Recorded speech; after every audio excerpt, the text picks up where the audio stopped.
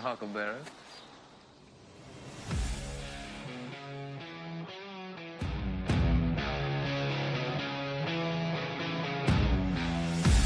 This is the Smoking Guns Podcast.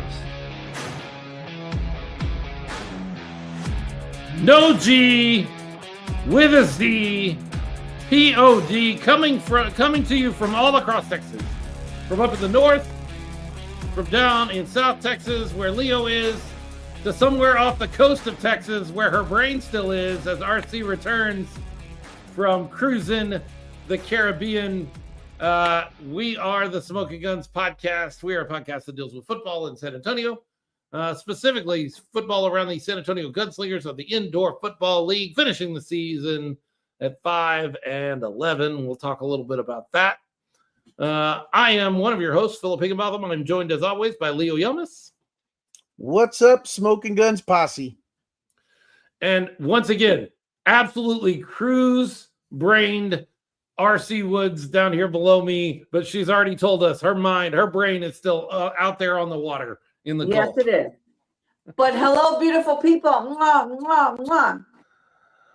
The San Antonio Gunslingers finish up the season with a 33-26 win over the Iowa Barnstormers. I wasn't worried. The Barnstormers are having a rough season. They're going to bounce back, I'm sure. The Gunslingers were the better team, and they proved that on Friday night. Let's start there, Leo. How weird is it to have a game on Friday night? That was felt wrong. That was different. Yeah, that was very different. I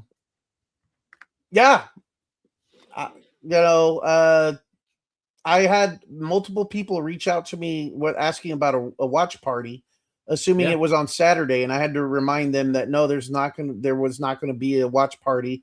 And by the way, the game is on Friday night. So right. Not something we're used to. No watch party, and not the night you're thinking. So yeah. It's happened once before, I think. Once. Sure. Oh, my iPad is blinking at me. It's like, hey, were you talking to me? No, I wasn't talking to you. So we go into the offseason at 5-11. Leo, during the broadcast, they talked with Jonathan Bain, and we're going to talk about him in a minute. But they talked with Jonathan Bain, and he said something to the effect. I don't want to put words in his mouth, but maybe you can help me and remember exactly what he said. He said something to the effect of, our record is not indicative of who we are. Right. And I love Jonathan Bain. I really, really, really appreciate and respect Jonathan Bain. I think he's wrong on this one. I think that the record isn't indicative of who we were this season. We had potential to be better than 5-11, but the offense just never could get any traction on a sustained basis, and we beat the teams we were supposed to beat. We struggled against the teams that were in the same sort of area of the records as we are, and we got trounced by those teams that were better than us. I think we kind of fell right where we belonged to fall this year. Am I wrong? You're half right. You're right, because I believe the quote was, the record is not indicative of the work we've put in or how much work we've put in. Okay. And if he wants to say it that way, that's a different thing. Yeah. That's a different statement. And I understand what he means from there. But if he did say the record is not indicative of who we are, I would agree with you. And I would say it's primarily because of execution and the whole young and hungry philosophy that they went into this season with. Young and hungry means inexperienced, and it shows in multiple ways, whether it's execution, untimely penalties, time, clock management, all those types of things made differences at multiple times throughout the season and cost the Gunslingers. There were multiple games that were, a matter of seconds or a last minute possession of winning. Right. And just always seem to come out on the short end of the stick on that. And when you have so many close games like that, those type of things, especially the execution part, which we know Coach Bain has talked about repeatedly, extensively this season. But inexperience and the penalties and the clock management, game management, those types of things really make a huge difference. Yeah, Plus, also, I think injuries had something to do with it too. I That's don't feel like part we of were sports, though. Yeah, I don't think we were any more or less injured than any other team is going to be. We had a couple of injuries that hurt us. I mean, as fans, seeing Tyler Huddle out there for the last month and a half of the season on a gimpy leg stinks. That's no fun. But I think injuries were not piling up on us this year. It just they weren't to guys that they were the guys that we really, really love. And so it feels like it was more, but I don't know. I know a lot of folks will have complained all year long about officiating this year. I really didn't feel like we got super screwed on officiating too badly. I thought it was pretty okay. It was consistently mediocre to less than average. Consistently, mediocre to less than average. Yeah. And let's face it, there are 2 games there right at the end of June, beginning of July, 2 games, 1-point games. That's a toss-up. Like those could go either way. You could really be looking at a 7-9 season as opposed to a 5-11 season based on those 2 games if you're not careful. Before we get too far in the show, I need to go ahead and eat a little crow. I brought something up last week, some reporting that I felt confident in. And to be honest with you, still feel like it's going to be the case. But as of this afternoon, as far as I know, and as far as the team has told me, Jonathan Bain is still under contract with the San Antonio Gunslingers, and no official decision has been made. And so maybe I'm wrong. And I'll tell you this, I hope I am wrong. Like the one thing that would excite me the most in this situation would be being wrong. Because I think Jonathan Bain is a good coach, and I respect him, and I respect the fact that he took a team full of new guys, and he being a new head coach himself out there and performed middle of the road. I would like to see where that builds to from here, and so I would love to be wrong. As of right now, I am. As of right now, the head coach of the San Antonio Gunslingers is Jonathan Bain, and he is still under contract with the team. That is the information the team has given me, and that is where we're at. So I hope I'm wrong. I know what you heard on the broadcast. I know you're not the only one that's wrong. Yeah, they said it on the broadcast multiple times.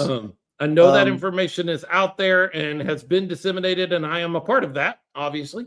But if I'm wrong, we are a part of that. Awesome. We have to take. It's not just one of us are on the podcast. There's 3 of us. Yeah, it's like a game of telephone.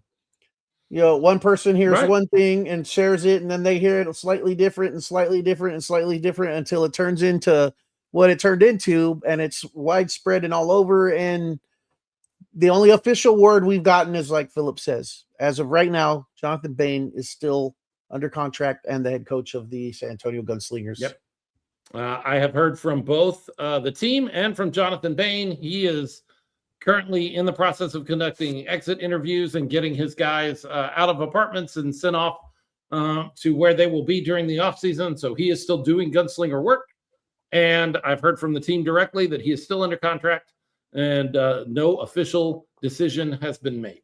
And that you will hear that from the team. If you hear that from anywhere else, who knows? If you hear it from the team, then it's official. And so that is all I can give you. And I hope aside from that, I hope I'm wrong. Like I would love to be able to pop on here the next time we pop on and say, man, was I wrong? That's great. They're going to move forward with Jonathan Bain. That's wonderful. Not only in the sense because we like Jonathan, we respect Jonathan as a human being and a coach, and we think he's got, he's a bright young, coach with lots of potential and a future ahead of him, but just the sense of what we talked about last week, consistency in an organization. Yeah. It says a lot. It means a lot. And so far we have not had it at all. So hopefully we're wrong. Hopefully. And the truth be told, you need wins, and we don't have the numbers to support that, and at the end of the day, it's a business. It's not because we like him more or we don't like him. It's not personality. It's the business. And we, I mean, us three plus the fans, we do have that slight advantage where we do feel closer to the team. We have that connection. We have those relationships. So we take things maybe a little bit more personal compared to maybe other fans or other people, sports people who are just watching the game or watching the league. So yes, it does mean a little bit more to us. It does hit home a little bit harder. But at the end of the day, we have to take away our personal feelings and realize it was a business. And if you have a business and you're losing more than you're winning, what's the outcome in any place?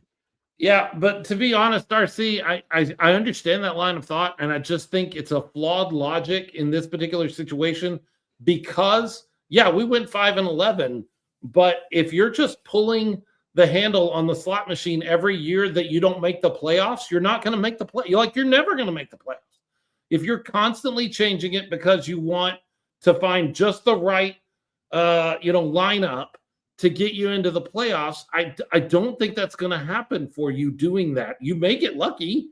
You may hit 3 cherries and get in the playoffs or go to the championship, but chances are slim that every year you go, wow, we didn't make the playoffs, flush and reset. I just don't feel like you're going to have success that way.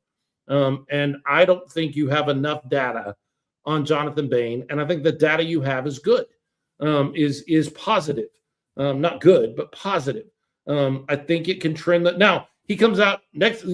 Let's say they retain him for a year. He comes out next season and we go, 2-13. Okay, maybe we made the wrong call. Maybe regression has happened and this isn't working out. But at 5-11, beating the teams you're supposed to beat, struggling with teams, competing with teams that are on your level and getting beat by teams that are better than you, I think for a first-year head coach, he's right where he's supposed to be. I would love him to have more success than he had this season, but I'm not upset with where he's at win-wise. And I think if you're going to pull the arm on the slot machine again, you've got just as good a chance of being 5-11 next year with another brand new head coach. I don't know. That's just me. I mean, you bring up some valid points, but I think Iowa that I was really trying to get at is that we do, and especially on this podcast and with some of our special fans, we do take things a little personally. Sure. And I think we have to look at it. Yes, at the end of the day, it's business. And yes, everything has been new. All the points. We have new players. We had issues with our quarterback. I mean, you know what I mean? There was 3 this whole year. And yes, it would be consistent. It would be more advantageous if we had a consistent coach for more than 1 year. I mean, I think that's obvious too. Yeah. Yep. 100% agree. We'll see what happens. We'll see what happens moving forward. As of right now, Jonathan Bain's still the head coach. And if my opinion counts for anything, and it probably doesn't, and it probably shouldn't for that matter, I would retain him for another season. If I were making the calls, I would. But that's just with a fan's eyes. That's just with a fan's knowledge of what's going on. And I don't know much more than that. So that being said, they go out into April says, is it true that our 2026 schedule, the one we just completed, was the second most difficult? I saw a post on the IFL page. I would defer to you. If you saw that on the IFL page, I think once the math is all done, we played a lot of tough teams a lot. We played Vegas twice. They're a playoff team. What are the other playoff teams? I bet we could figure out how many of these. We played Jacksonville. We played Tulsa 3 times. They are a playoff team. We played Jacksonville. We played Orlando. We did not play Green Bay. We did play Green Bay, didn't we? We went up to Green Bay. Yeah, we played Green Bay. The only 2 teams that we played that aren't in the play. Actually, the barn ones. Tucson made the playoffs. Tucson made the playoffs. We played them once. The only 2 teams that we played that did not make the playoffs are the Iowa Barnstormers. We played them once, and the Northern Arizona Wranglers. We played them twice. So we played out of a 16-game schedule. we played 3 games against a non-playoff team. New Mexico. New Mexico didn't make the playoffs. I'm looking for that game. That was the 74-point game from. Am I missing a Calzada. month? Oh yeah, New Mexico. Okay, 4. You're right. Where's that? Oh, because I don't have June selected. There we go. Yeah, yes. The schedules. Mexico, if you've ever played with the schedule on the IFL website, you have to expand each month. Yeah, you have to expand each month. It's very weird. Jessica But Palmer still. says, "RC, I love your sunshades. Not sure why you're wearing them indoors, but you're cute." She's still on a cruise. She's still on a cruise. She has her body is back. Her mind Her and body- spirit and soul are not. She's still ordering Mai Tais. You don't want me to take off my sunglasses. So April, I would imagine based on that data and the fact that we played Probably so many true. playoff teams, that's probably true. Yeah, And four so out of to 16 go out- games. To go out with a brand new team, a brand new head coach, and play that schedule and come out 5-11 is kind of decent. I don't know. I don't know that I'd call it decent, but expected. I think if you gave me the information that we have now and you said your team's going to go 5-11, I would go, yeah, okay, that's probably pretty close. Did you even mention the fact that a whole bunch of rookies on the team? Like Yeah, more than no, a half whole the bunch team? of new guys, brand new head coach. Yeah, there's a lot. Young and hungry were our words. Young and hungry. Yeah, I think was they the were, philosophy. but young is the important part of that. They were young, they were new. They did some amazing things. Look, you're not going to see a better throw and catch in football than the Gunslinger touchdown at the beginning of the second quarter. It was a Collazo throw to McShane in the back of the end zone. McShane had to lay out for it. Collazo has to put it where he puts it because he's putting it in a window. He's got to throw between some players, and he puts it where his guy can get it, no one else can. And McShane lays all the way out for it, puts 2 hands on it, and gathers it in. It is as beautiful of a catch and throw as you're going to see on any level of football, period. It was excellent. And those kind of guys, the young and hungry guys, are going to do that from time to time because they have the raw talent to make those kind of things happen. It's just that, just realistically in professional sports, you take 10 young and hungry guys, 3 of them are going to work out. Right.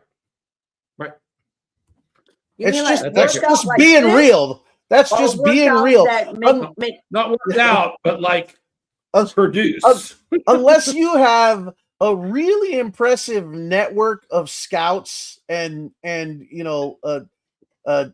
general manager employees, someone working in a group that's really combing the country to find these guys and bring them in, find all these hidden gems. I would say that's a fair number. Out of 10 young and hungry guys, 3 are going to work out. Yeah, I think that's fair. I think it is what it is, and so that makes the season a harder season to get through. But hey, look, we had great moments.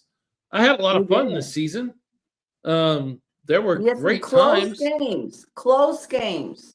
The big win against New Mexico was a lot of fun. The game I got to take my grandson to was a lot of fun. Like there are things outside of the football on the field that has made the season enjoyable. We just went 5-11. Look, as a Cowboy fan, I've gone 5-11 before. It's not fun, but I get right back into the fray the next year, and I know that the next year, after we go 5-11, is the year that Dallas is going to win it all. So hey, let's wake up, Philip. You're dreaming. Wake up, Philip. Wake up. Let's apply that same logic to the Gunslingers. We just went 5-11. Doesn't matter. Next year, that's our year, man. It's the way sports fans should be. I always get frustrated by people who point to Cowboys fans and they're like, every year they think it's their year. Are there fans out there that don't feel that way, that go into a season knowing they're not going to be a playoff team? That must be terrible. That must be awful to go They're into a not season and be fans. like, we're going to suck this year. Oh, well, I'll pay my money and put on my jersey and sit in front of the TV because we're going to go 5-11 this year. No, man. No way. No way. I love the fact that I think that we're going to win the championship every year in Dallas. And I feel that way about the Gunslingers. Every year that we go into the I'm like, this is the year. This is the year. It's just going to all come together. So I felt like it was going to be this year, to be honest. Dustin Jackson definitely should have beaten Orlando in Vegas. Yeah. You're not wrong. We should have won those games. Absolutely should have won those games. Randy Bain saying Jonathan Bain is a legend, one of a kind, knows football. Yes, he's my son, but if he wasn't, I would still feel the same. Great coach. Yeah. I agree with just about everything you said there, Randy. I am on board with Jonathan Bain, and I hope the Gunslingers keep him around. I would like to see year 2 with Jonathan Bain. April Marie Trotter says, well, first she said lots of fun, and then she said, and the fans came alive, cheered so loud on those close games. Absolutely. Absolutely. Yeah. Absolutely. The Gunslinger posse, the Gunslinger fans are, great. Every game, no matter what's going on the field, they're having a good time in the stands. They're being loud. They're ringing their cowbells. They're cheering, going crazy. It's I love the fans of the San Antonio Gunslingers, and it's awesome to be a part of that fandom and share those experiences and make new friends and meet new people and have a good time. And it's a great time each and every game. And it's that much more fun when they're competitive. But even when they're losing, we manage to have a good time. We still have fun. It's just that we hope that we can find a way to not lose in the near future. Because, we come in every season pumped up and ready for that championship run. Yes, and I think you always should be. I think if you were a fan of a team, and look, I realize people are fans of teams for a lot of reasons. Mm-hmm. I'm a fan of the Cowboys because my father was a fan of the Cowboys, and that is something that we are connected through, and that's a big thing for me, and so that's what I grabbed onto. And then 45 years later, that's still where I'm at. But I know people are fans of teams for a lot of reasons, but I can't imagine starting a season knowing you're going to be terrible and just having to accept that in multiple seasons where you're going to be terrible. And just like, well, not this year. We're not winning even the years I know the Cowboys are not going to win the championship, I still have this little bit of hope in the back of my head that like maybe they just strike the exact right chord and run through 5 or 6 teams in a row right at the end of the season and wind up in the playoffs. And then who knows what could happen. You never know. It's always that way with me. And I know there are teams. I know there are Browns fans and Jets fans and some of those fans that go into the season like, I just hope we win more than we lose. And I can't imagine. I just can't. Yeah. Justin Jackson says, try being a Cardinals fan. Yes, I cannot imagine that. I really can't. I really can't. So I know my math isn't great. So we were just 2 wins away from going to the playoffs. Is that correct?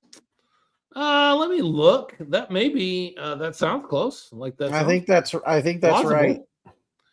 And we lost 2 games by 1 point. So look do with that what you will. We'd be talking a different story right now. Yes, do 2 with games. That what you will. Yep. 2 games. The Gunslingers finish at 5-11. The Tucson Sugar Skulls finish at 7-9, and we beat the Sugar Skulls in head-to-head competition. So, had we won those 2 games, we would be getting ready to go to San Diego and take on the Strike Force right now, as we speak. Wow. Yep, that's how close it was. That's how close it was for first-year head coach with first-year players and all of those things. Like that's how close it was. I really don't. And what might have been the toughest schedule in the IFL, if you believe that story, but surely had to have been one of the toughest, if not the toughest, right. with 3/4 of their games against playoff teams. And with Joshua says with a rookie coach. Yep, exactly. And 3 quarterbacks. Yeah, 3 different quarterbacks, never Yeah. really being able to find the right rhythm at quarterback. Until the Starting off with end. Fred. Yeah. Oh, don't Joaquin take had a nothing great away from Joaquin, man. Guy battled. Joaquin had a great final couple of games. Both of those games just very well played. You know, I love that guy, and I certainly I mean, we're in so much uncertainty right now about what's next for this team. I hope Joaquin Collazo is a part of the team's future. I don't know. They kind of asked him at the end of the broadcast, you know, about being ready for next season, and he hinted that he's excited to get to work already for next season, and he mentioned he loved playing with this group of guys. But it's especially at this level in the IFL, there's so much turnover on players, and they move around so much. So we'll see what happens next season. But whether he's the starter or not, Joaquin Collazo has proven to be an asset and a leader, and a very good starter as well. So we'll see. But I'm giving him his props and his flowers for his performance to end the season. The last few games, he really made up for some struggles at the beginning. And like I said, I think seeing how he did at the end of last year, coming into the beginning of this year, and we were scratching our heads and wondering. I mean, I think a lot had to do with offensive line, and that seemed to improve towards the end. The offensive line play to a degree. April Marie Trotter said, "I saw that Dion Cook is a free agent." April, let me again. I hope I don't speak out of turn here, because apparently I've shot off my mouth recently with information that wasn't true. So take this with a grain of salt.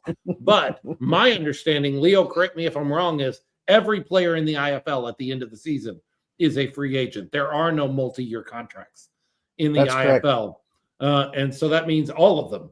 At this point, as they do their exit interviews and walk out of Gunslinger Nation, they could wind up at any team next year. Anywhere. And we've seen that happen.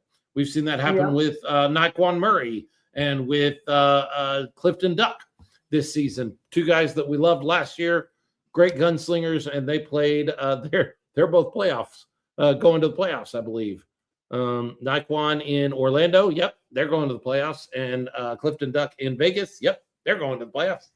So there it is. So all players are technically free agents. Now, if they enjoyed playing here and we want them back, maybe there's a conversation in that exit interview of, hey, don't worry, we want you to come back here, and we want to do another year with you. And so you're technically a free agent, but you still have a job next season, or at least you're right. James Palmer says, I could be wrong, but I think previous team gets first dibs. They have the inside track, certainly, even if there's not a right of first refusal by IFL standards. There's still that inside track of, we have a relationship with this player before any other team does.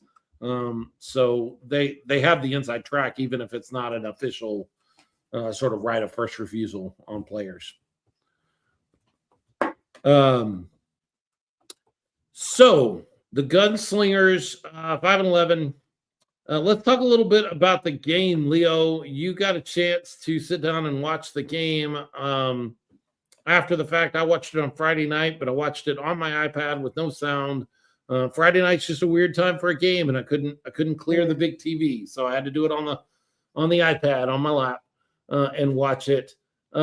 What stood out to you? You mentioned Joaquin having a great game. I mentioned that McShane catch that was just spectacular. What else stood out to you about? There was also the catch in the end zone for Iowa over the wall. I'm always impressed that guys can go up, go over the wall, drag the ball in. I don't care what team they play for. That is impressive.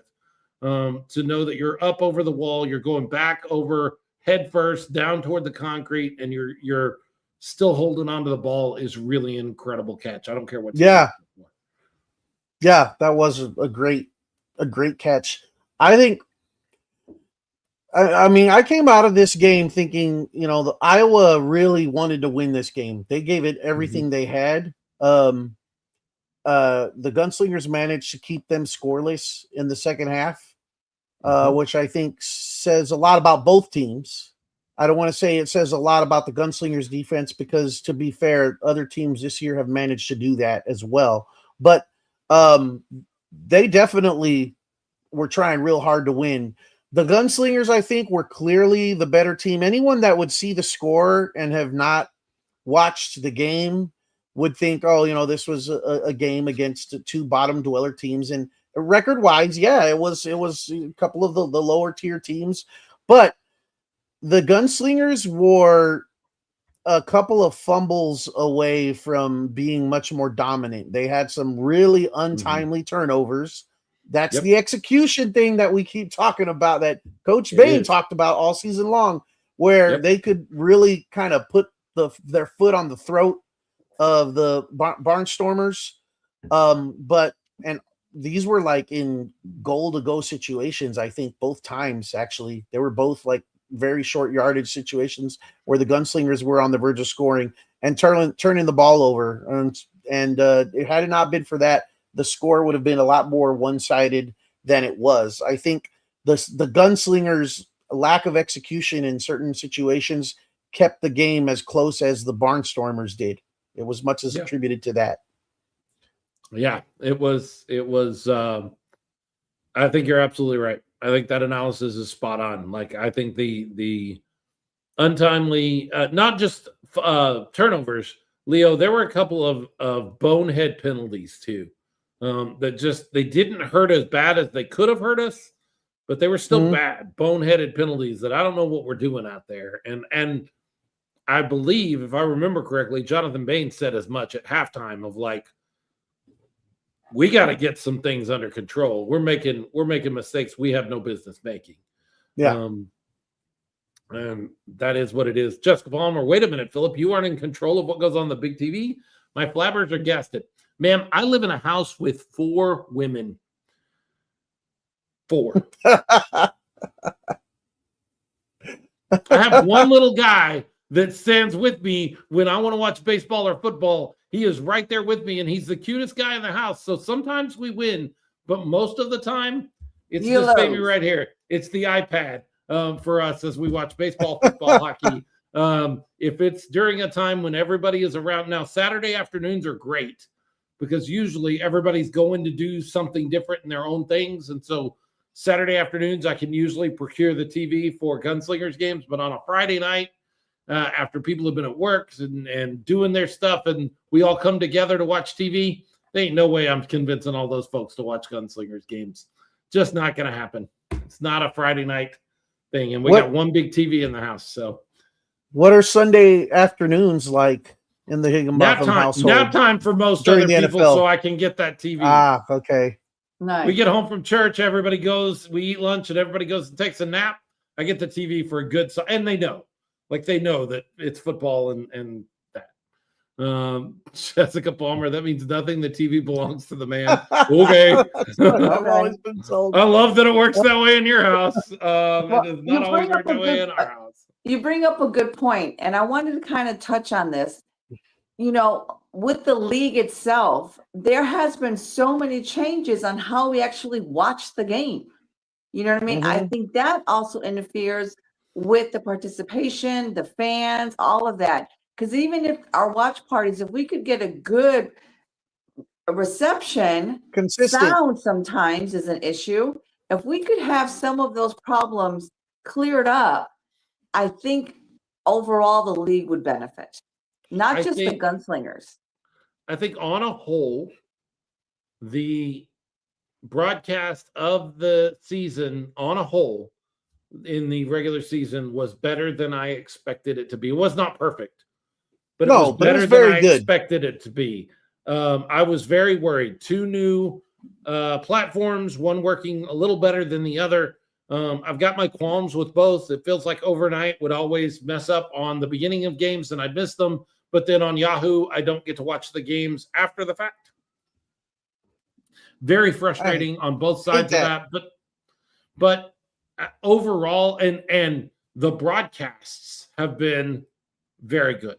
They did not. The one thing I was worried about is that they would go out and get broadcast talent that didn't really care about the IFL. They were just a broadcast person. That's not what happened, or at least that's not what happened during Gunslingers games. And the few games I watched of other games, these were guys that knew the game and knew the product and were well versed in what they were doing. And so I was pretty stoked with the way the broadcast went. And yes, there were problems with the platforms. I don't think we're ever going to get away from that. There's always going to be some platform issues. I do, but a streaming service. Go ahead. I was just going to say a streaming service should always be on demand. Mm-hmm. A streaming service where you can only watch it if you're watching it live and then never watch it again. That just doesn't compute to me. No, that doesn't compute for me. I'm also laughing at the comments where they're fighting over who the TV belongs to now. Put the remote in the middle of the living room if there's a dispute, and then it's just an all-out war to who gets to the remote first. Just a battle royale. Yeah, there you go. That's how you solve it. You have to climb the ladder out of the cage with the remote to be able to pick the channel. Cage match. It'd be fun. Overall, though, I think I've been relatively pleased. Like there are spots they could improve on. I hope they step forward and not backward. My big concern now, I know I sound like such a Debbie Downer when I do this stuff, because at the beginning of the season, I was like, I don't know if it's going to be good. It better be good. And now we finished the season, and I'm like, it was okay, but I sure hope it's good next year. But that's where I'm at, is okay. You did okay this year. Can you improve on that next year, or are you going to step backward and have more issues next year? And I thought you were going to start doing your impression for a minute there, but I guess not. No, not yet. No, you got close. What impression? Oh, shut up. Oh, you know. Mo agrees with Leo. Streaming should be available on demand. That seems like such an easy thing to fix. You just run them, those games that run on Yahoo Sports, you just run them the next day over to the IFL network. You have all of that set up because you used it 2 years ago, and you have that on demand on the IFL network the next day. I feel like that's an easy fix. There might be something I'm missing. I don't work in the league office. Do what? A no-brainer. Yeah, if I can think of it, surely somebody in the IFL office can think of it, because I'm not a smart man. But I know what love is. And overnight is crap, says Jessica Palmer. I don't know that I agree with you. I don't like the same commercial 85 times in the game. That frustrates me. Yeah, that's rough. But I mean, if they're getting sponsorship dollars and that's what they're getting, but they're not from somewhere else, maybe they will be. And not from somewhere else, so they got to give the sponsorship. You know, they got to give the due to the sponsors that actually gave them the monies. Okay. So I just want to know the person that was sitting in overnight that's like, you know what, people who watch indoor football really will want to watch if we let them know it's a possibility? Water polo. They will love water polo if we just get it in front of them enough times and they know where to watch water polo and rowing. If we get those in front of them, they'll turn over from football fans to water polo fans. I don't know. I don't know about that. I don't know who sold that, but I don't know that I agree with them on that particularly. So. Yeah. Hey, it's better than YouTube, than the days when the games were on YouTube.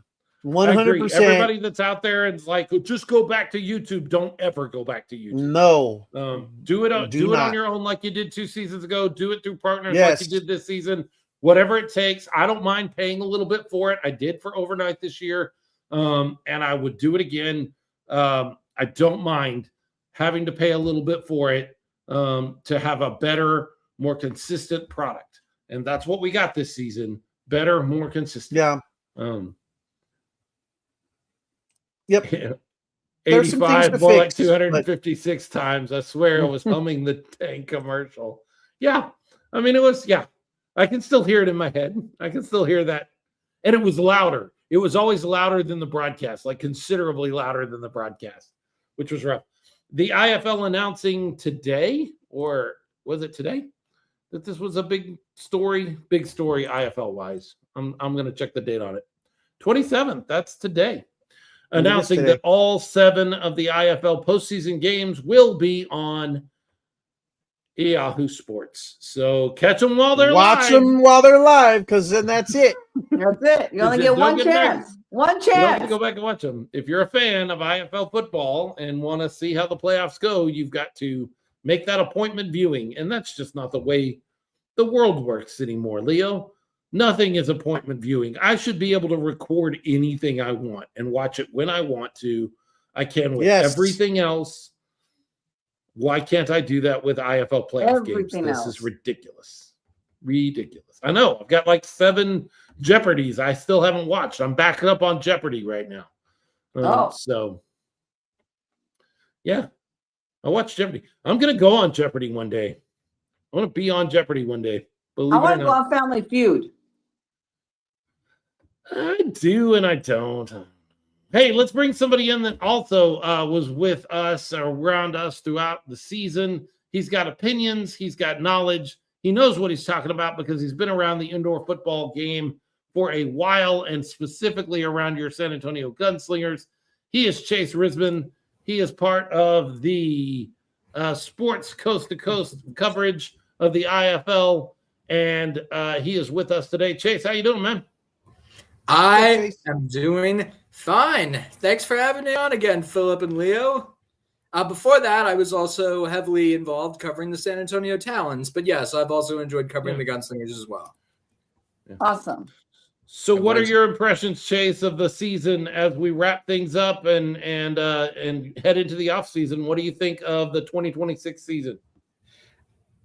As a Gunslingers fan, when I'm not in the press box, I'm happy they beat the Iowa Barnstormers. Now they need to go hire a head coach. We don't know that yet. You may have missed earlier in the show, but the current story right now, the current information from the team is that no official decision has been made and that Jonathan Bain remains the head coach of the Gunslingers under contract at the moment. I saw it, I heard, and I tweeted it. I'm ignoring it until Jonathan Bain says it. Okay. There you go. Just like he confirmed it last week. So until he says that, they're still making a coaching change.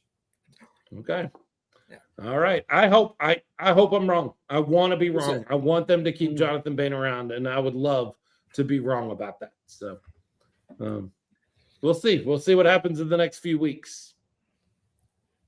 We will. Where do you think that, since you're already in coach search mode, where do you think they should go? What are some names that you would advise them if they came to you and said, Chase, who do we hire for our next head coach? What would you tell them? My first choice would be Les Moss, who I think he's with the Orlando Pirates right now, but I don't know what his title is. He's been around the game a long time. He won an IFL championship. He's won IFL championships with the Barnstormers, with the Iowa Barnstormers and the Northern Arizona Wranglers. My second choice would be Billy Back. I think he's the head coach in Tucson now, right? He's not the head coach. I believe he's the offensive coordinator over there in Tucson. Oh, yeah, that's right. All right, yeah, well, he would be my second choice. And other than that, yeah, I can't really think of anybody, but those are the first 2 people I thought of when the news broke. Those are 2 Philip solid doesn't come names. to mind. Philip doesn't come to mind. Well, nobody ever said that Philip was interested in the job. If people knew that information, that might change a lot. Philip is 100% not interested in the job. Leo, 100% not interested. Leo, you should. No. Yeah, you should try. You should make a case. No, thank you. I am perfectly like being happy a fan. in the booth. Yes. I might one day be interested in joining the ranks of the officials, but I will never be a coach. Coaching is a hard job, and the what am I trying to say? The margin for success is so narrow as a coach. Yes. You have to be a winner before anybody expects you to be a winner to keep your job. If you go 5-11, you could lose your job that season, even if you're building towards something. The margin for error is so deep and wide, and the margin for success is so shallow. Oh, every coach be is a Rod coach. Shazinski now? Where they get fired? I said, oh, every coach is Rod Shazinski now? Yeah. Oh, you know, Yeah, they get fired. But you know who I'm talking about? Awesome. There are so many Richie Kotites out there, and there are so few Mike Tomlins out there that you just can't. I don't want to be in that group because I'm afraid I would become the next Richie Kotite, and I don't want that. I don't ever want that. Rich Kotite. I'm sorry. I always laugh when I think of him.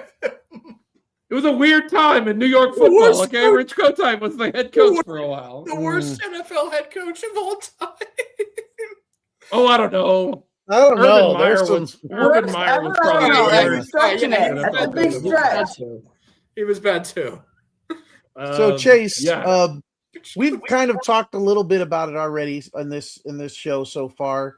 As far as what resulted or what ended up being the key factors that resulted in the 5-11 record. We talked about the toughest schedule in the IFL, which there was an article published apparently that said that, and we kind of looked at the schedule and we're like, that might just be right. Only 4 out of 16 games were against non-playoff teams when you go back and look at the schedule, which is brutal. And then the other thing that I, in my opinion, was that combined with the team philosophy this year that they went in with young and hungry, having so many young and unexperienced team players on the team, kind of resulted in the execution challenges that the team had throughout the season and ended up them just falling short of the playoffs by only 2 games. When you think about that, what's your opinion on that, Chase, and why the Gunslingers ended up ultimately falling short of the playoffs and 5-11 record? I think you nailed it. You know, this team, they just weren't good enough. They had the close calls against Vegas, against Orlando and Vegas, but I mean, other than that, I could just tell right from the start of the season that they just didn't have it. And I think a lot of that had to do with, not having a quarterback, the roster, not having Naquan Murray. I think that really came back to bite them. But really, I think at the end of the day, I'm going to save this for a little later when I get into the state of the Gunslingers. But really, I think at the end of the day, they just got to focus on winning next year. I mean, what happened this year, like cannot be tolerated. Like as far as, what the Racklers want to do with the team as far as winning, you can't go 5-11 and expect to have hope to win an IFL championship. But yeah, that is what I would say the season came down to. They just didn't have it from the start, and I think a lot of that was due to quarterbacks and also the roster itself. Like I don't want Philip to go off on the vet rule, but I hate the vet rule. Since you bring it up, no, I don't like it. I don't like it. No, let's just say terrible rule. Yeah, let's just say that the roster being what it was really came back to bite them. Yeah, I agree. RC, we lost your camera for a second, so I've put you back in the green room. I want you to get that your stuff figured out, and if you can hear me, then yeah. There you are. You're back. She's back. Oh, she got out of the hole. You're starting to get a little warm and a little weird. I'm back on land. She's officially back from her cruise. Yes, now I am. Chase, do you think that if someone had told you at the beginning of the season, based on what you knew about the roster being a lot of young guys, first-year head coach, a real tough schedule, if they'd have told you 5-11 at the beginning of the season, do you think that's reasonable? Do you think that's pretty reasonable? Yeah, that's about where I thought they'd finish. And I think for some fans and some players, I think they will probably be thrilled with that. I mean, most people, I personally, hold on. Sorry. Bless you. Bless you. Thank you. Bless you. And again. Yeah. I personally thought, 5-11 was better than what I had thought they were going to do. Not by much, but, it was better than what I thought.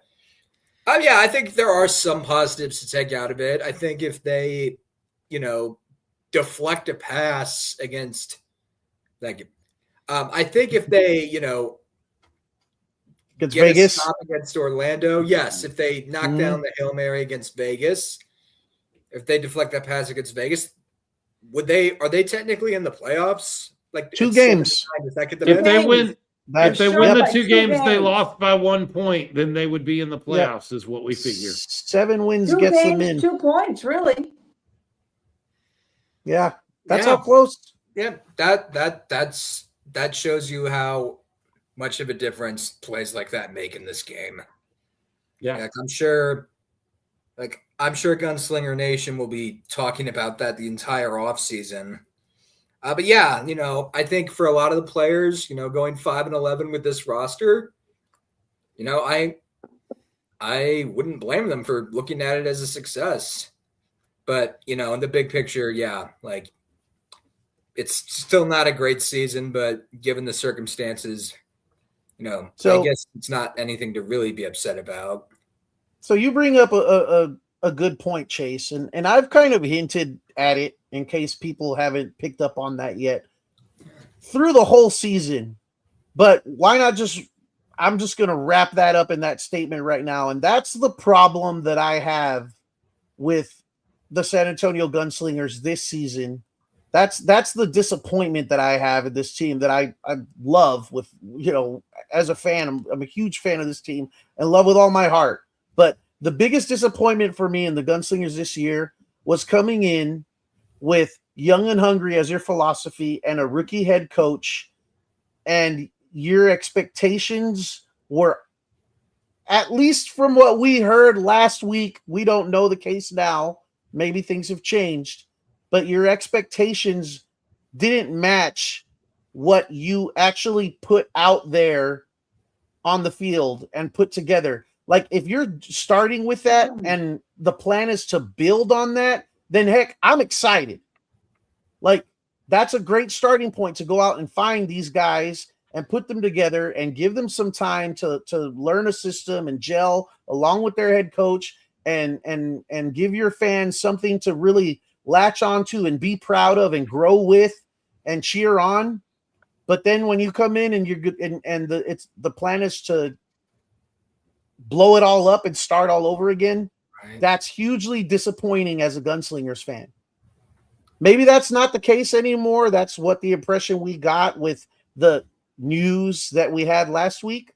But if that was what you did from the start and then you end like this, that's what is the biggest not the record, not the outcome of the season, but knowing that you come into the season with that philosophy and with that in mind, and then at the end of the season it seemed like you just blow it up and start all over again. That's hugely disappointing as a fan. Oh, totally. And it's hard to build when you have this many coaches, over a short period of time. I mean, I'm trying to think of it. Fuller the only coach that coached for the whole complete year? No, Fred Shaw and Tom Manas both coached the full seasons in 2023 and 2024, and then Fuller finished last year after the first 2 games. Yes. Oh, on. I forgot. Bain coached the full year this year too. Yeah. He did. Yeah. He did. Yeah, so that's 3 of them. James Palmer brings up a great point. He said, I believe we had the same record last season. A huge common thing is quarterback play. I will get into that Honestly, Chase, in that particular, when you look at that, Jonathan Bain last year is quarterback's coach and an offensive coach. This year he's your head coach, but he is a common denominator. The quarterback play last year and this year was not great. And so maybe there is a little bit of evidence, a little bit of, evidence is the best way to say it, that you look at and you go, hey, maybe this isn't working for Jonathan Bain to be the expert that we thought he is when we had trouble with quarterbacks last year and quarterbacks this year. And this is supposed to be our quarterback whisperer. Is there anything to that? Hold a second. Yeah, I'm sorry. Like I've someone's texting me about the game story that I wrote. Yeah, go ahead and talk, Leo. Go ahead and talk, Leo. I have thoughts, but you can go ahead and talk right now. I would say to that, looking back, we're going to start with last season, which is when Jonathan Bain was a quarterback's coach, and right. I don't think last season at the quarterback position was what the team envisioned from the start. They came in with much like this year. They came in with an entirely different guy in mind that was going to be QB1. Right. And things didn't work out with that guy. And I don't know that things didn't work out with that guy solely because of performance on the field, more so than it was a locker room thing or, just a what is it, personality or not personality, but, chemistry thing. Thank you. That's a good word. Clashing with the philosophy or the offense or what coaches want him to do. They came in last year with an entirely different guy in mind, and then had to just part ways pretty quickly after only a couple of games. Yeah, and then they went with the guys that they had in camp to kind of fill in, and those guys were not ready for that. And going to the end, quarterback was a big question mark until they brought in Collazo, who did very well to end the season and showed a lot of promise.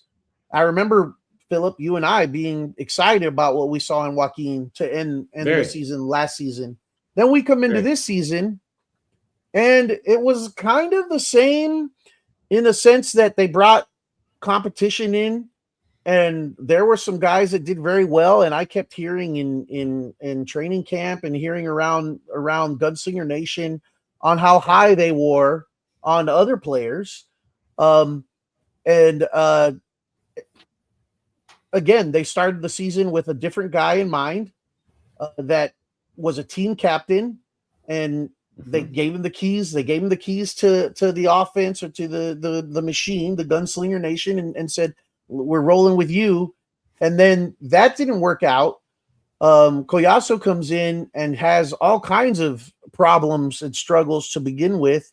And I think more can be attributed this season to the offensive line because they brought in a bunch of young and new guys that were just playing their first, indoor NFL experience at their positions.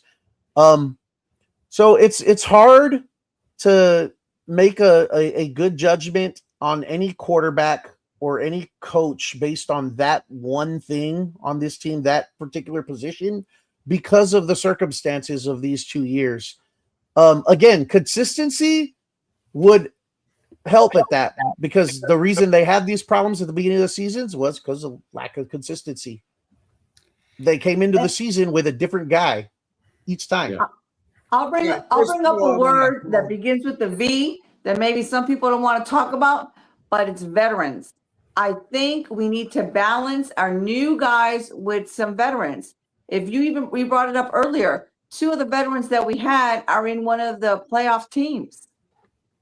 And I think that's where the balance, we're missing the cue there. I think we try to bring in all new folks and young and hungry, and we're missing out on the advantage of having some veterans on the team. All right. First of all, I want to apologize for my having my ringer on. Ironically, someone is someone was texting me back about the game story I wrote on Friday night. All right, so I was going to save this for the state of the Gunslingers, but because you brought it up, I have to get into it now. So I think we can all admit that seeing John Wayne Field at the Freeman Coliseum's upper deck with mostly empty seats isn't fun. And I think if the Gunslingers want to change that this offseason, again, maybe Philip is right, but until I see Jonathan Bain confirm it or until he tells me that, I'm under the assumption that they're on a coaching search. So the first thing they have to do is get a head coach, and then they've got to get a quarterback.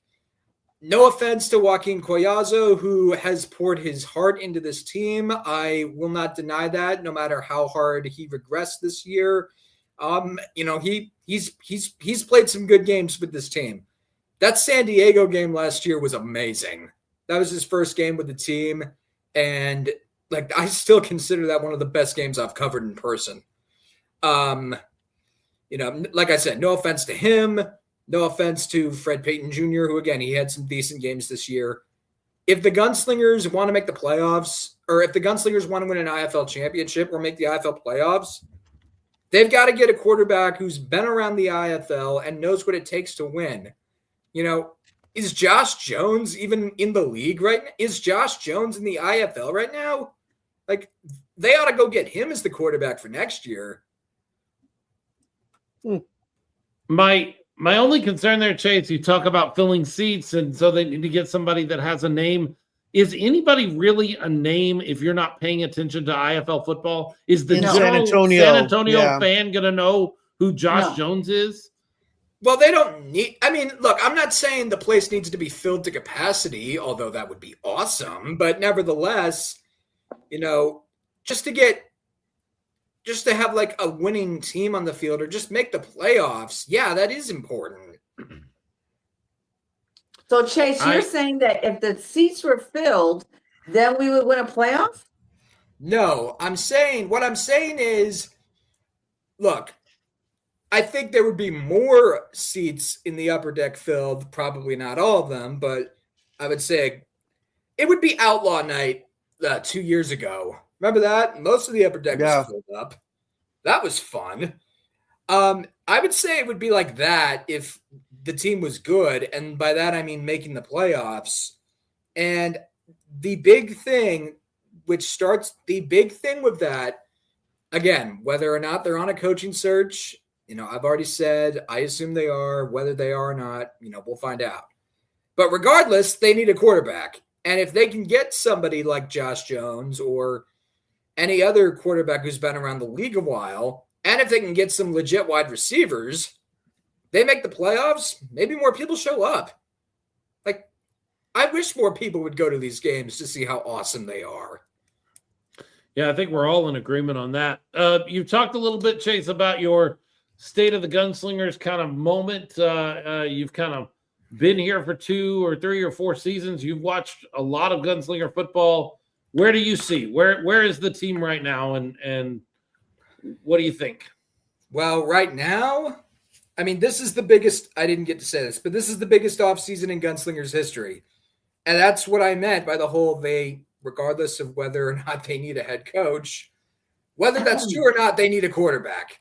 And I think they need to get somebody who's been around the league because, as you guys have said, the roster just wasn't – you can't win in this league with guys who have never played before. Unless you're an expansion team, you're not going to get off the hook with that. So, they've got to bring in some players they got to bring in a quarterback, and then they've got to bring in other players other players who've been around the league like that. Yeah, they need veteran talent and leadership. Definitely more of that. I agree. To that end, April Murray Trotter says, how many veterans are we allowed on the team? You can dress 7 on game day. You can dress 7, and a veteran is someone who's played the indoor version of the game for 3 seasons or more, if I remember correctly. So there's that. And 3 seasons doesn't mean on the same team, right? It just means overall. Yeah, no. It's overall and it's across leagues. So time in the AF1, time in the NAL counts. They do treat things, I think, like Chase does. I know Chase does not believe the AFL is AAL is a viable version of this sport, and I don't think they treat that as a year of service in indoor football, but most of the other ones they do. So I want to address Bob Duke, his comments here. Sharks won with 17 rookies, and that they only have 4 veterans. Yeah, you know what? We're not saying it can never work. We're just saying that it's not usually a norm. It's not usually a formula for a lot of success. And for one thing, that's one team out of the entire league. And if you have multiple teams going with that and winning, like, do you really? I don't think it's good for the league if teams come in with that many rookies and are winning all of a sudden. That's not good.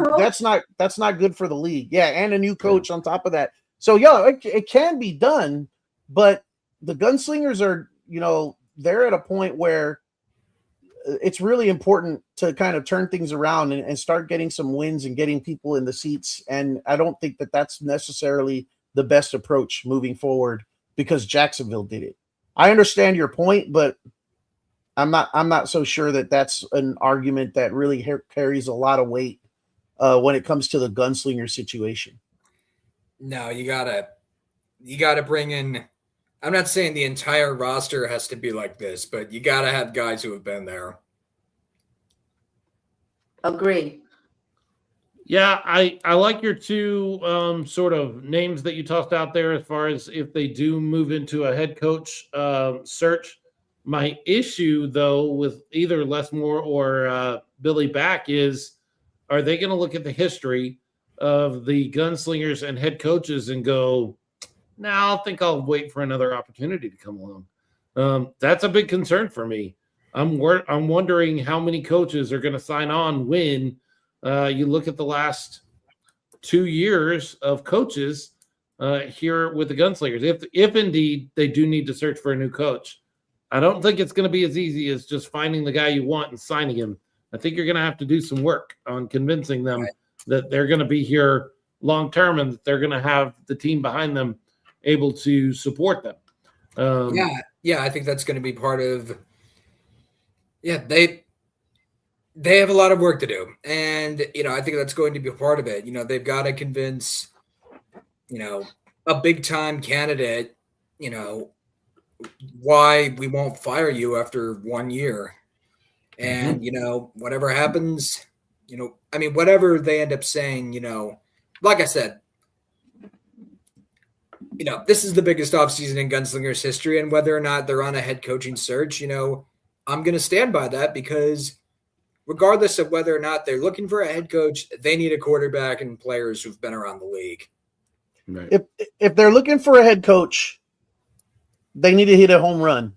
Oh, yes. If they're not looking for a head coach and stick with Bain, they need to give him a roster that he can be more successful with. Not saying the guys on this team weren't great guys and that there wasn't talent there. There's talent there, but too much inexperience. If you have want to have veteran leaders. If you want to go young and hungry, I'm okay with that. But pick your spots. You have 7 veteran spots. Pick your spots. And at a position like quarterback, which Chase has been talking to us about, make that be one of the spots where you go, okay, we're going to swing big here.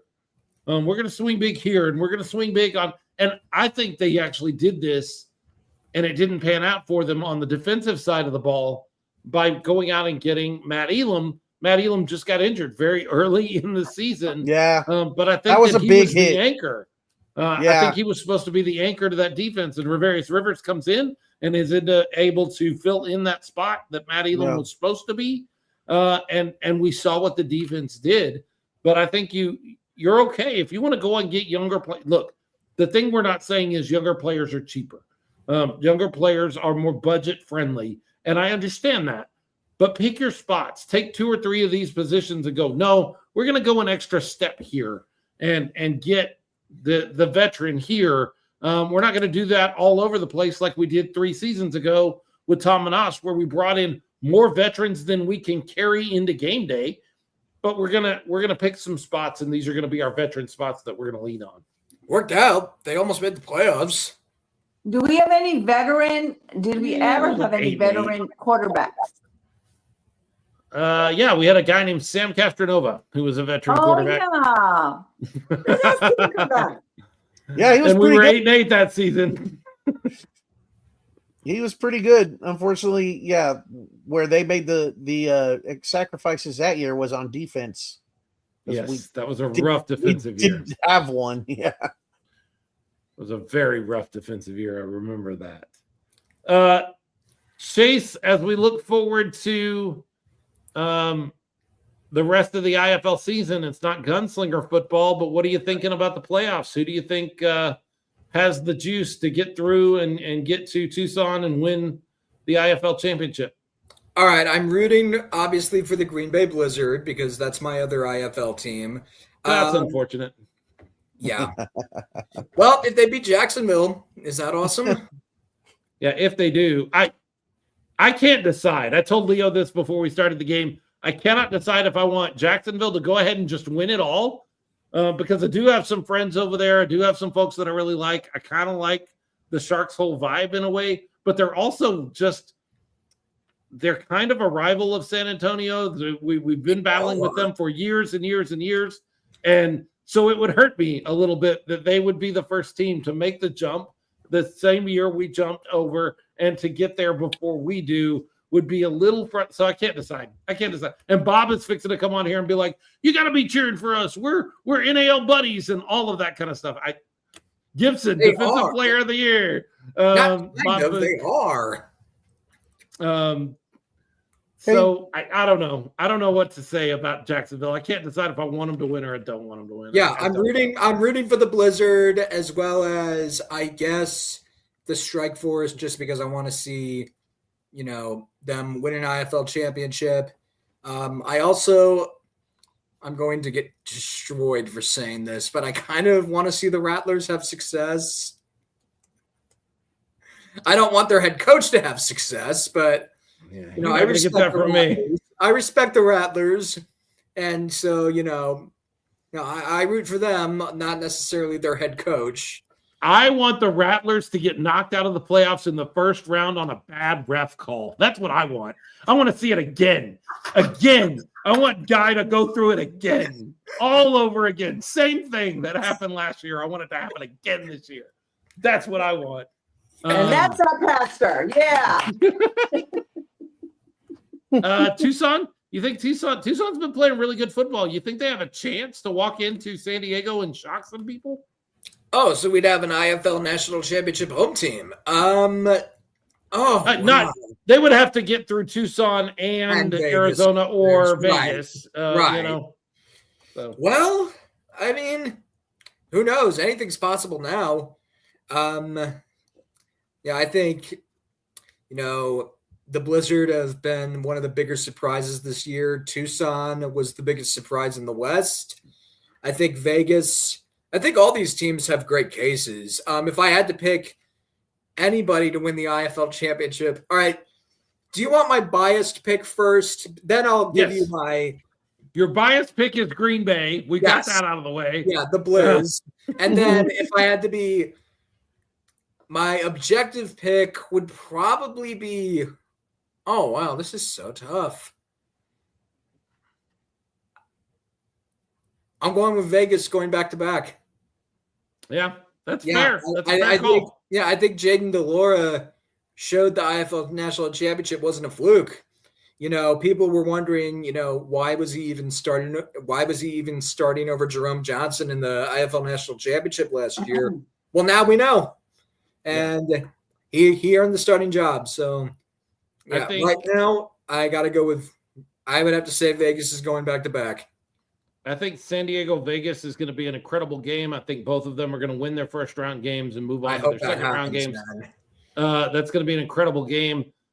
In the East, I know Bob's about to go ballistic on me. I like Tulsa. I like the way that they have just kind of gutted out. They started off really rough and they gutted out the season.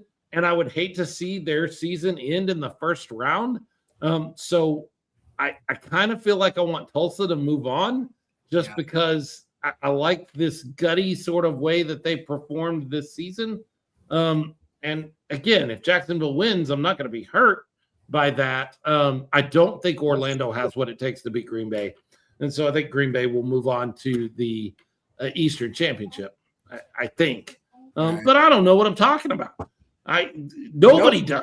Nobody can prognosticate these things. You just have to watch, and you have to watch them live because they're on Yahoo Sports. So, free too. Chase, you're in for next season. You're ready for Gunslinger season, Gunslingers 2027 season. You're all in for that. Oh yes, yes. Good deal. Good deal. Yeah, I'm ready for the offseason, and then we'll see what happens. Who knows? Maybe they'll. Well, until I see otherwise, they're looking for a coach. But if I'm wrong, then I'll update it. I'll have to go back and update my story. But yeah, same. Yeah. All right, he's Chase Risman. Go give his thanks, Chase. Coverage a read over on Sports Coast to Coast. Some of the best stuff that you're going to read about the IFL. He does a great job. And follow him on Twitter because he follows the show. If you're able to not hear the show for any reason and you want the information coming from the show, this guy's going to tweet it for you. He's going to get it out there to you. So appreciate you, Chase. Thanks for coming on. Thanks for spending time with us. And there goes Chase Risman, Sports Coast to Coast. Go spend some time with him, read his stuff, and give him the props that he deserves. He works very hard at putting together good coverage of every game and every moment in Gunslinger history. He is an old-fashioned beat reporter kind of guy. He covers the Gunslingers, but he knows all of that. He and Ralph are like encyclopedic sort of Gunslingers folks to go to. They remember things that I don't remember. I've been around the team since its inception, and I don't remember things as well as they do. So go give them a listen. Bob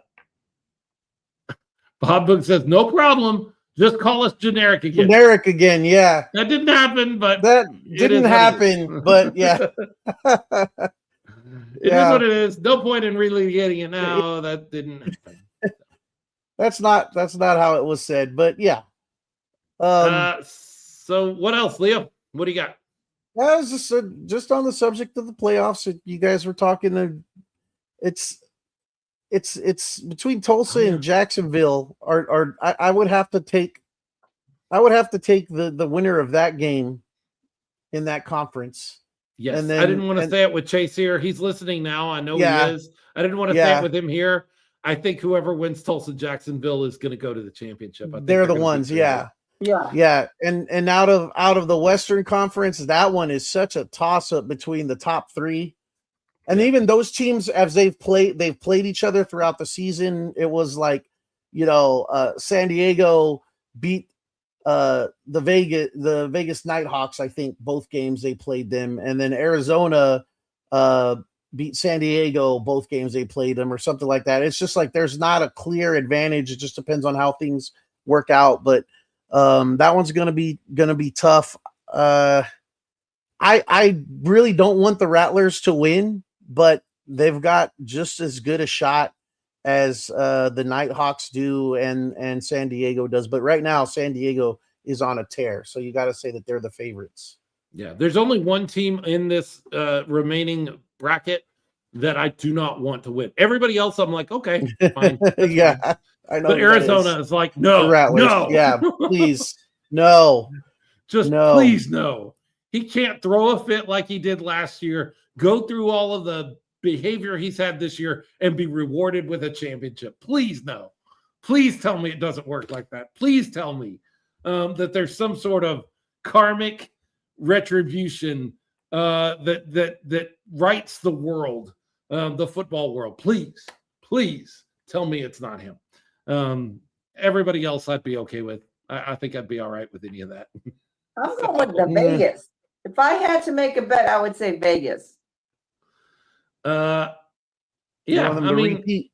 Sure. Repeat. They're playing great. They've been playing great football all season long. They stumbled a little bit back half of the season, but by then they knew who they were. And they're turning it back on again. They're moving forward. So we'll see. They've got a tough road. They might have the toughest road to get there because they're going to have to play Arizona first. Arizona's a good football team. They're going to have to play the winner of Tucson, San Diego. I think San Diego's a really hot football team right now, but if Tucson beats them, then you have the team that beat the really hot team. So that's going to be tough. And then you have to play whoever comes out of the East. Whereas like a team like San Diego, if San Diego comes out and stomps on Tucson's throat, they have kind of an easy game there if Tucson kind of rolls over for them in the playoffs, which is possible. We don't know what Tucson is. That's an easier road. I feel like Vegas's road is the hardest road to get there. They do get to play one of those games at home, though. So that's nice.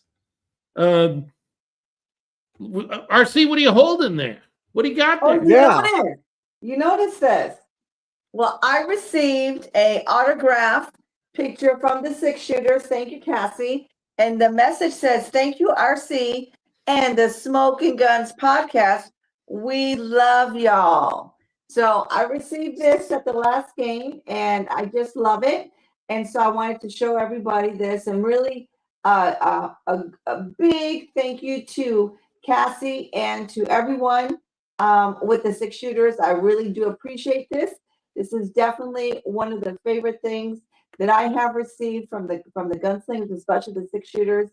And really, I just love having fun with the Six Shooters. And this year was exceptional, basically because I really felt part of the Six Shooters when we had that timeless clinic and we were able to participate with the other women.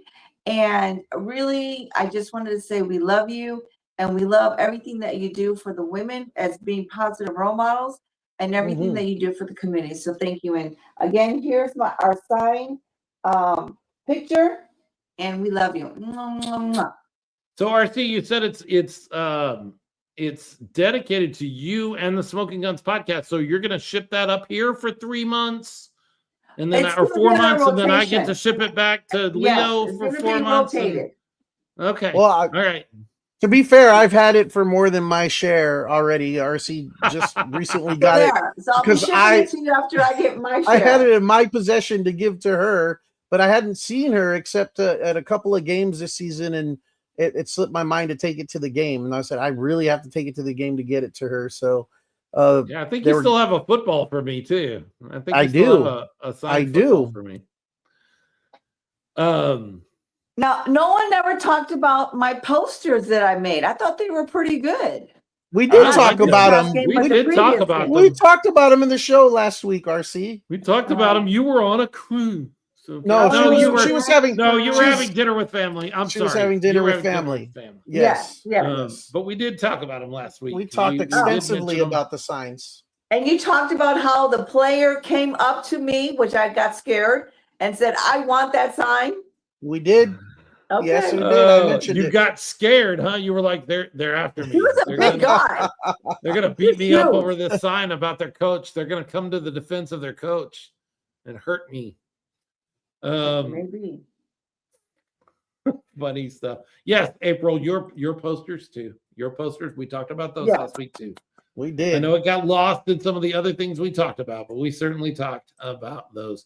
Bob brings up an interesting point. He and April have been talking about this. If Nate Davis wins a championship, does he retire? I know he's starting to get around that.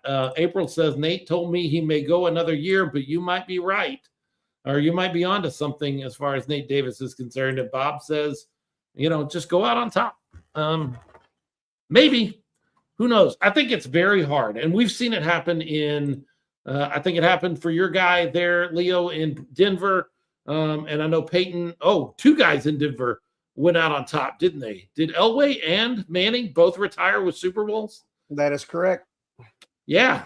So that's the key. Tony Romo should have been a Bronco. He could have gotten that Super Bowl and then headed off into the sunset. Poor Tony Romo. Busted this week for operating while intoxicated. On like a afternoon, like in the middle of the week.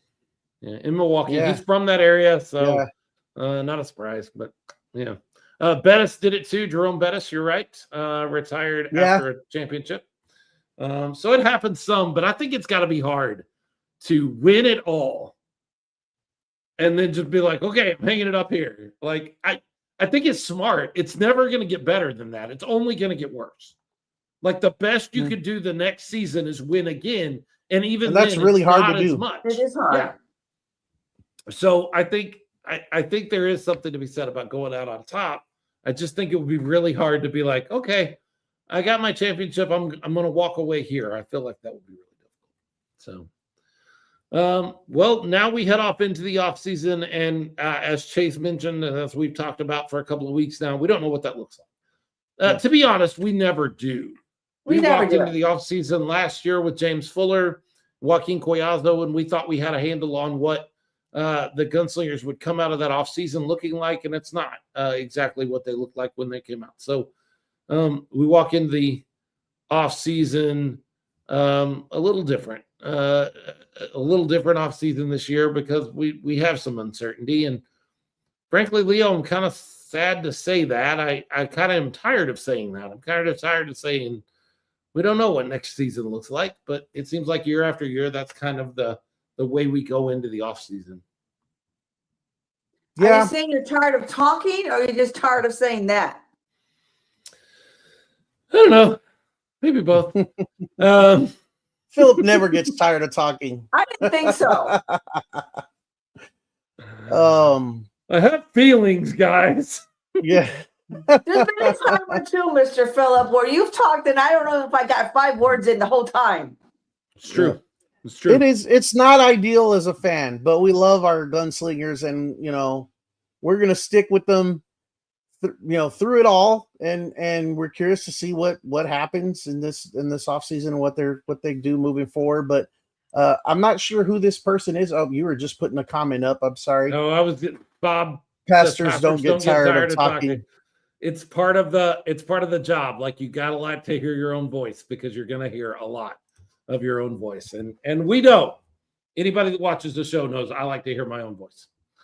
So but it's definitely guns up for life, as Epic Able 13. I think. Who is that? Says that. I'm not sure who that is, I'm but curious that is. They know about holstered guns, so that's kind of hello and welcome.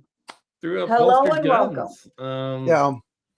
Very happy that you're one of the 4 people that listen to Holstered Guns. I appreciate that. We really do. We had a great time with that. We really liked that. Yeah. But my point is, whatever happens, as a fan, we'll be just as excited to start the season next season, and we'll be just as optimistic as everybody else, and looking to make that playoff run and championship run that this city so deserves. And we know that there are lots of people behind the scenes working really hard to achieve that. Really, and we appreciate that, working very, very hard. And we know that and appreciate that, and never forget. We never forget or lose sight of that. But as fans, there are things that you see and you get frustrated with, and you just, as Philip said, it's not fun going into the offseason again with so many questions. But it's the nature of this league. But it doesn't have to be to the extent that Gunslinger fans have experienced to this point. But I do believe that it will happen, and it might happen next season. Who knows? It's our year. Yes, this is our year. April says, when should we know more about Coach Bain's status as head coach? I would just say keep your ear to the ground. Keep watching social media. Last year, we did not expect a change. At least I didn't. And that information just kind of rolled out on social media one day that Jonathan Bain would be the head coach.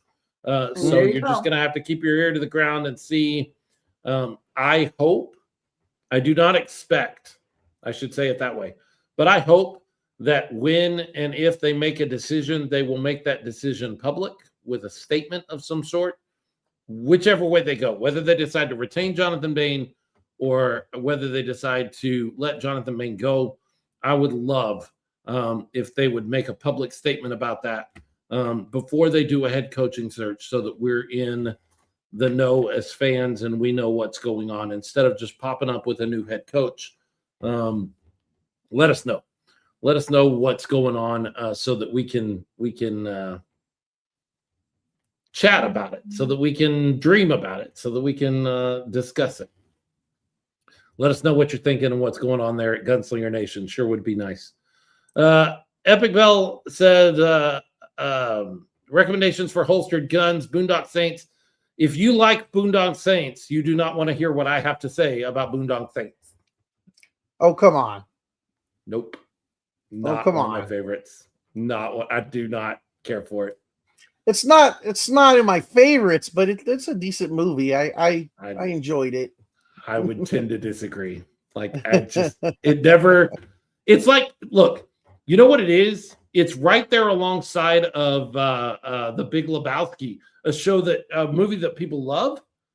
That I love The Big Lebowski. I don't get it. I don't like it. I don't get it. It's not my thing. Like, there are a couple of good moments that I really enjoy, but on a whole, I just don't like those movies. And I realize a lot of people do. So, if you like Boondock Saints, you don't want to hear me talk about Boondock Saints. You would be upset with me for a long time. I don't want to hear you talk about Big Lebowski then either. No, you don't. No, you don't. And I love Joel and Ethan Coen. Like, there's nothing I should not like about that movie. It doesn't. The John Goodman parts are my favorite parts of Big Lebowski, period. Like John Goodman and Steve Buscemi. That's it. Michael Benjamin, do coaches sign a 1-year contract or is Bain on a 2-year deal? I couldn't tell you. I couldn't tell you what that looks like or what kind of. I believe it's a year-by-year deal, if I'm not mistaken, but I could be mistaken. Seems like that would be accurate. Jessica asks, Leo, is there a bar in San Diego that's that's decorated in Big Lebowski? I can't remember the name of it. In San Antonio? I do not.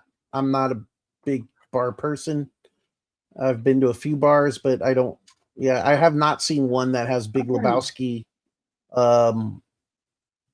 decorations or a motif. That would be cool though if they have one. I'd be down to go visit it. Is that a movie? Another movie suggestion or the name of the bar? I think it's another movie suggestion. Could be. Oh wait, Thousand Oaks, The Ringer at Thousand Oaks. Oh, okay. Might have to check that out. Yeah, Jessica Palmer confirms. The Ringer is the name of the bar. I'll have to check that out. That's cool. There you go. Very, very cool. Well, that wraps up a 6th season of Gunslinger football. One in the AAL, which I know Chase doesn't count, but we do. We were there. We were a part of that, and we count that. Yep. 2 in the NAL. This is our 3rd season in the IFL. And that wraps up 6 seasons of Gunslinger football. And 6 years of the Smoking Guns podcast. We started this show 6 years ago in 2020, July of 2020. So now that it's July of 2026, I can do math. And I know that that's 6 years that we've been doing this show. This one. This show. There was a show prior to this whole one. Another season of this. This right here, the Command Post. Command Post podcast from 20. Where all of this started. It all kind of started from there. Yeah.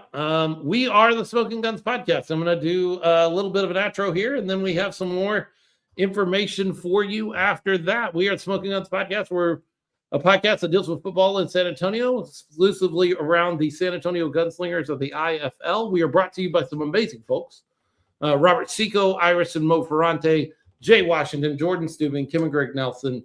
All of those folks are incredible. Most of them have been signed on for multiple years of supporting the Smoking Guns podcast. And we could not be more thankful for what they have done and what they do, helping us pay the bills and then helping us send kids off to Six Shooters Camp and to Gunslingers Camp. Very exciting stuff that we've gotten to be a part of, and it's because of them. And so we're thankful for the way that they have jumped on board and been a part of things for the last few years. And so we come to the end of season 6, and we've got news for you. We are wrapping up the Smoking Guns podcast for good.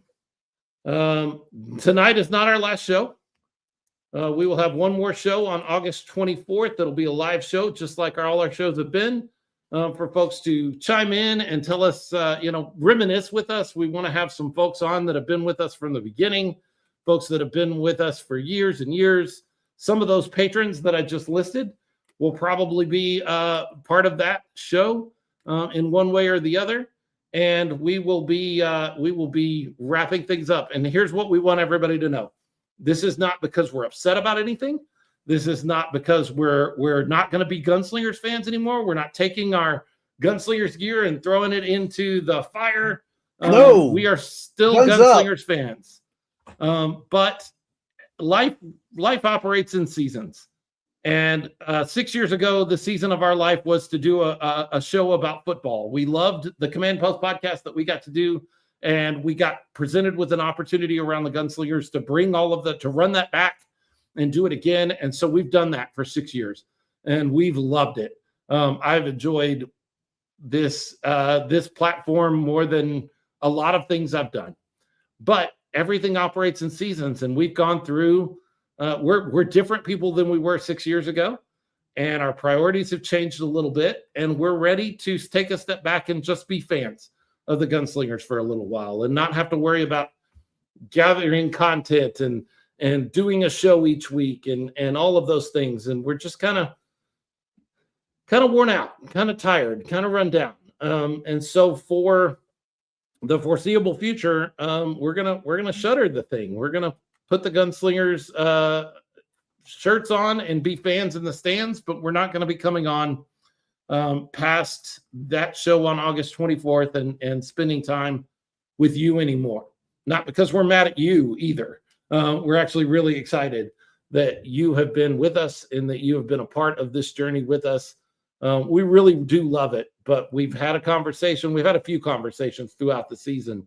And finally, we just kind of sat down the other night and all talked about it and said, it feels like it's time. It feels like it's the right time to just draw the curtain and just go back to being fans in the stands. Am I missing anything, Leo RC? Yeah, I just did this so I can be on the 6 shooters. So I was on the 6 shooters, and There you go. I'm done. Mission accomplished. accomplished. We got RC to it doesn't really matter. on But the my field. goal was to be on the 6 shooters. I got to wear a 2-piece. I got to wear the white boots, and I'm done. I'm out of here. Mic drop. boom. This has Drop all the been one pom-pom. grip from the very shook my beginning. pom-poms, and I Hold shook on. them well. Pom-pom drop. Yeah, Go ahead. I Leo. mean, for me, guys, this has always been a labor of love for the three of us, and it's been a great ride. I don't think any of the three of us knew what to expect coming into this whole project at the beginning. And we'll talk a lot about that on our last show. Like that last show, the reason why we're planning it a month later and getting together and letting everyone know in advance. We want as many of you guys that have been a big part of this show and are following, and they're now friends of ours, to be with us and be involved and just talk about memories.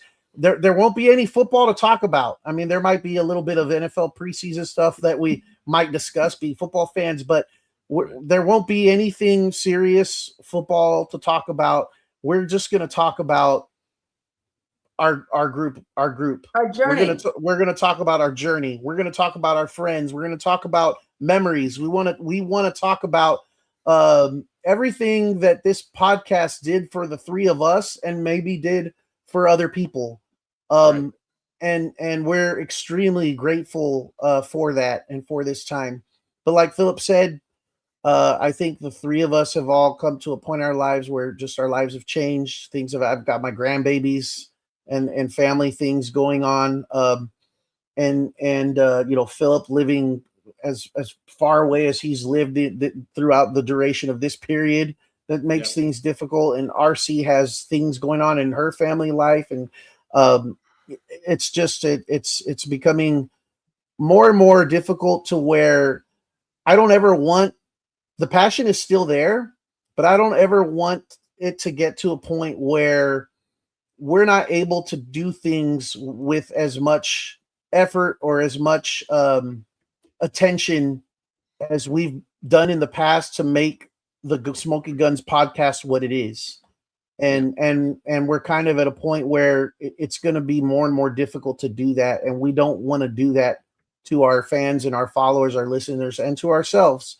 It has nothing to do with anything else that's going on. We're Gunslingers fan, guns up for life.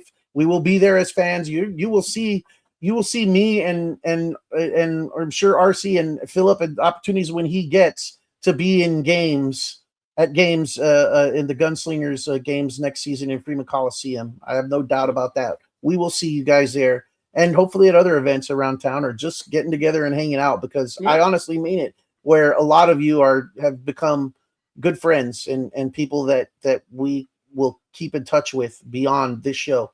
Beyond football. Yes. Yeah, our goal at the beginning of all this was to build community around football. That's what we loved about the Command Post and the Commanders experiment. The problem there was never the on-field football. Like, that always worked. It was the community around it that we wanted to be a part of again. And we built that in some way. We have this other community that is built around the Gunslingers, and we love that. And we're going to continue to be a part of that. We're just not going to be doing the show week in, week out. We discussed, trying to do it every other week or trying to do monthly, and we just don't feel like that's sustainable and works well. You've probably noticed throughout the year, there have been times where we've taken opportunities to take a break on a week, and that's just indicative of the fact that we've got some other things going on. Leo mentions his grandchildren. I've got a grandbaby. I'm a world away from you guys at this point. I'm closer to Tulsa than I am San Antonio at this point, which is not me saying I'm going to become an Oilers fan. No. I rip off this shirt and I've already got an Oilers t-shirt on underneath it. No. We're still part of Gunslinger Nation, and we will always be. I can't imagine not rooting for or cheering for the Gunslingers, even if they dropped a team in my backyard. If Frisco came back, which is virtually in my backyard, it's like an hour away from me. If Frisco came back, I would be super excited, because it means that I would get to go see some Gunslingers games an hour away from me when the Gunslingers came and played the Fighters. So it is what it is. We are excited about everything we've gotten to do, and everything this show has provided us with opportunities that we never would have had as fans. And that's exciting. I got to call professional football for 2 years. And part of the reason I got to do that is because of this show. And we know that we're very lucky to have been the voice of the fans for the past 6 years. Very blessed. Very, very blessed. So we'll move forward. We will have that show. Mark your calendars now. It's going to be August 24th. It's going to be at 7 p.m. as usual. You'll see lots on social media about it. It's on a Monday night, and Frisco Stadium is lame. They don't let you have cowbells. I remember. True story. I know. We'll be here on that Monday night, and we want all of you to be here with us because we want to send this thing out with a bang. There's a reason. There was kind of a dual reason that we kind of named that episode tonight. Out with a bang. The team went out with a win, and we're going to go out on a high note as well, and move forward into just being Gunslingers fans instead of Gunslingers podcasters for the future. RC, anything else? No, you pretty much said it. I do want to, and I'll probably reiterate this on the 24th, but if anyone asks, I have 5 brothers, 3 by blood and 2 by podcast. Absolutely. Love you, RC. We'll talk more about this on the 24th, but this is a chemistry and a relationship that has always worked from the very first moment we sat down in front of microphones. These 2 people were friends that I didn't know I already had when we sat down there at Game Day Media and recorded our very first podcast episode on a day we didn't even know we were recording. We were just showing up to meet each other, and we turned on microphones and recorded our first show. And I knew these people already, even though I'd never met them before. So it's been an exciting. That was nearly 8 years ago. That was at the end of 2018. That we got together and had that first show. So that was nearly 8 years ago that we met, and we became podcast siblings and have moved through 2 teams and 4 leagues together and all of those things. And so, it's been a lot of time. I've got to go back and count up shows and the number of shows we've done to accurately portray how long this has been. So what that means is if you're a patron, I know some of you are listening right now and you're like, ooh, I better go cancel that. We have already paused the next payment on that, and you're still a patron through the end of the show, but you're not going to get charged anymore for that. We've got enough in the account right now to carry us through the rest of the show. We've been talking a little bit about holstered guns. That's not our plan. Our plan is not to do holstered guns. Was always a placeholder for the Smoking Guns podcast, and we won't need to be on a placeholder and using our equipment and paying our bills through that off season. So we probably won't be moving forward on holstered guns either. I don't have any plans to. Leo, I don't think you do either. We hadn't talked about it, but I don't know that that's in the plans. We can still talk about it. I mean we're not going to go. I've got a couple of movies that I'd love to cover, but there's some fun movies we can cover. I was going to say, even for the Facebook page, I mean, we're not going to take that down. I would say, at least for me, that will be around and seeing things in the we might post things from time to time on the Smoking Guns podcast page. That's going to be, obviously San Antonio football related and very heavily Gunslingers related. But as far as we need to talk about holstered guns, Philip, and come up with a plan on that. But I'm not sure. I'll look and see how long we could actually run this thing out because we do still have some money left over, so maybe we can run a couple of months into the off season and do a couple of more holstered guns just to exhaust that money and then ride off into the sunset. I do want to acknowledge some things in the comments here. This Epic Able 13, who is a mystery person to me, at least. I don't know who you are. I apologize from your screen name, but some of the things that person's been commenting in the last few comments definitely shows that they've been around and listening. Smoking Guns Posse and Beautiful People, and of course the famous No G with the Z POD, which Philip was a genius to come up with that. Fan since the season before Castronova, and the Jersey ranking show was a good time. Definitely, and no Nava. We I think that's Raul Nava. Yes, that's Raul. I was gonna say, and we appreciate your sentiments there. Please, both of you, everyone who's listening right now, everyone who's been a part of this journey for us, if you can join us on that last show, because this is exactly what that last show is going to be about and what we want it to be about. Mm-hmm. For sure. That's exactly what we want to do with the last show. We want to spend time. That's why we didn't want to do it tonight, because there was still football to talk about tonight, still playoffs, still things to talk about. We wanted to pick a time when all of that was over and we got to just kind of concentrate on the journey of the last 6 years, really the last 8 years, because I can't imagine we won't talk a little bit about the Command Post podcast as we wrap this whole thing up. So I know that's a bummer for some of you. I know a lot of you understand where we're at. 6 years is a long time for any podcast. Go look. Most podcasts don't make it, into a full year, and we've been blessed to be able to do this. And we're still ranked number 2 in the top 100 podcasts in San Antonio. San Antonio. On some random AI site. We are the best. After the Spurs. Right. Well, I mean, to be fair, the Spurs. To be fair. Our mystery guest is asking for Old Man Philip.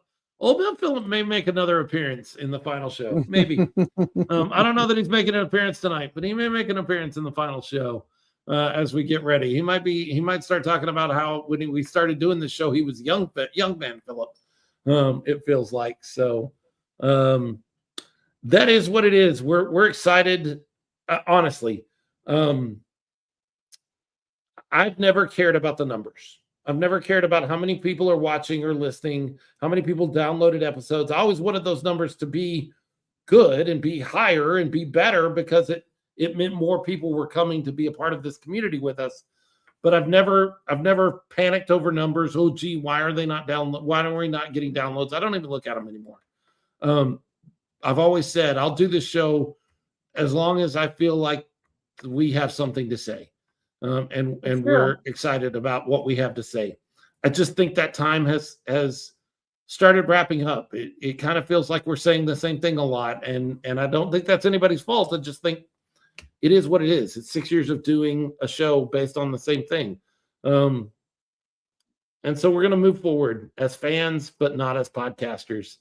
And I'm excited about that. I'm excited about clawing back a little bit of time. And I'm excited about just being a fan of the Gunslingers and not having to watch a game and make a mental note of that amazing touchdown catch, and because I want to talk about that, and I can just enjoy the game.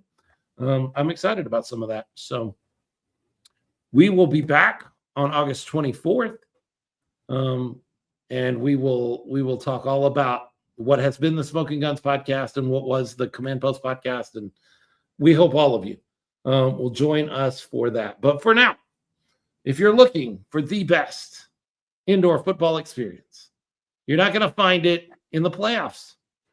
It's not going to be over there in Jacksonville. It's not going to be in Green Bay. It's not going to be down in Orlando if they get a home game, because the best indoor football experience when it comes to that, the 210, it's got something to say. Bang. All right, folks. Thank you so much for hanging out with us. Those of you that Thank are you, on everyone. with us, please come and join us on the 24th. The point of the show is to give everybody one last chance to chat about all of the greatness that has been Gunslingers football and Brahmas football and Commanders football and all of the things that we've gotten to be a part of, and we're going to enjoy all of that. We did notify the team. The team was aware. But not much more aware than the rest of you. I think they found out mid last week. Is that right, Leo? Is that when we had that conversation with the team? Yes. And then you guys are finding out tonight. So it's not like it's been something that we've been leading toward for a long time. And again, it's not about anything specific. I know it happens at this weird time where I shot off my mouth last week, and now I had to backtrack that. This would have happened either way. We were all in this position either way. We were contemplating this, discussing this earlier in the season. True. Like at the beginning of the season, even it came up as a possibility.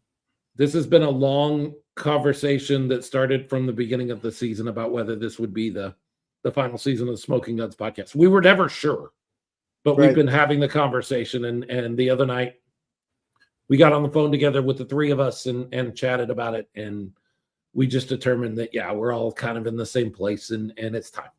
So thank y'all so much, all of you. And we hope we see you on the 24th. See you. Bye. See y'all. Bye, guys.